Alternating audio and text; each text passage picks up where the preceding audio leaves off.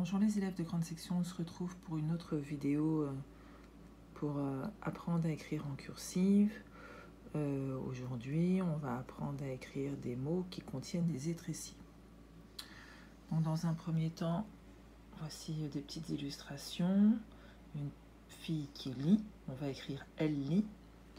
Un bébé qui tète son biberon, on va écrire « il tète ». Et une luciole qui luit, c'est-à-dire qui produit de la lumière, on va écrire « elle luit ». Petit rappel sur la prise du crayon, on utilise le côté du majeur et on pince avec le pouce. L'index est là pour guider. Alors vous positionnez votre crayon sur la ligne du bas. Si l'exercice est trop difficile entre deux lignes, une seule ligne suffira. Il faudra bien faire la différence entre les petites lettres et les grandes lettres. Donc là, on va écrire le mot « elle » suivi du verbe d'action « lit ». Pour ça, on se place sur la ligne du bas. Une petite boucle pour le « e », puis une grande boucle pour le « n », je redescends tout droit.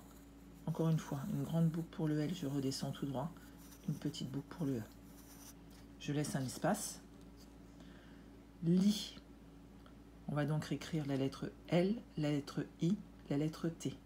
Une grande boucle pour la lettre L, une petite étrécie pour la lettre I, une grande étrécie pour la lettre T. La lettre T est plus petite que la lettre L. Quand j'ai terminé, je trace la petite barre pour le T et le tout petit point pour le I. Et je mets un point à la fin de ma phrase. Et là, vous venez d'écrire « elle lit ».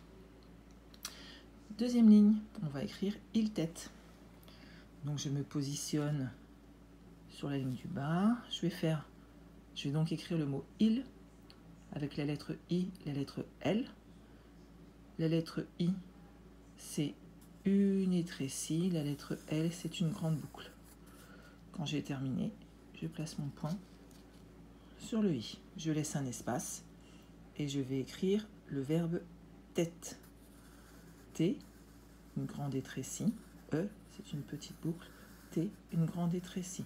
Et E encore. Je place ma barre sur chaque T et ce qu'on appelle un accent grave au-dessus du E. Et je finis ma phrase par un point. Dernière phrase, on va écrire « elle lui », c'est-à-dire produit de la lumière. Je me place sur la ligne du bas. Je vais donc écrire la lettre L, la lettre... Non, excusez-moi, la lettre E, la lettre L, la lettre L, la lettre E. Pour écrire la lettre E, je vais faire une petite boucle, suivie d'une grande boucle pour la lettre L, encore une grande boucle pour la lettre L. Vous avez vu, je redescends bien tout droit. Et une petite boucle pour la lettre E. Je laisse un espace. Je vais écrire maintenant le verbe « lui ». Je vais écrire les lettres L, U, I, T.